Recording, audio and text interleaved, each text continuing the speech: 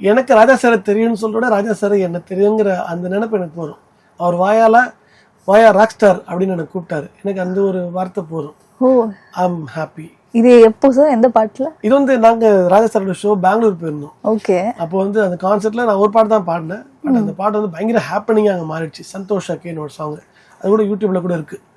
அந்த சாங் வந்து பயங்கர ஹாப்பனிங்கா போயிடுச்சு. அப்போ வந்து சாரே பார்த்துட்டு இருந்தாரு. மறுநாள் எல்லாம் ஒன்ஸ் மோர்னு கத்துனாங்க ஆடியன்ஸ்.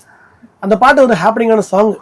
அந்த சாங்கை ப்ரெசென்ட் பண்ண விதத்துல அவர் ரொம்ப ஹாப்பியானார். மறுநாள் ரெக்கார்டிங் போகும்போது உள்ள என்டர் ஆகும்போதே வாயா ராக் ஸ்டார் அப்படின்னு சொன்னாரு. வாயா உன் பாட்டு தான் ஹிட் நேற்று ஷோல அப்படின்னு சொல்லி எனக்கு கலாச்சாரு. அது எல்லாமே எனக்கு பிளெஸிங்ஸ் தான். இன்னும் நிறைய என்னை பற்றி நிறைய பேசியிருக்காரு. ஆர்கனைசர்ஸ் கிட்டலாம் எப்படி பாடுறான் பாரு, அவனை போல யாரையா பாட சொல்லு, நான் மியூசிக் பண்ணுறதை விட்டுறேன், அந்த மாதிரி வார்த்தையெல்லாம் சொன்னார். அதெல்லாம் எனக்கு லேட்டராக சொன்னாங்க எல்லாருமே. ரொம்ப பிளெஸ்டா feel. I am really blessed. MR motion pictures வழங்கும் மகேஷ் செல்வராஜ் தயாரிப்பில் ஷியாம் இயக்கத்தில் யோலோ செப்டம்பர் 12 முதல் உங்கள் அபிமான திரையரங்குகளில்.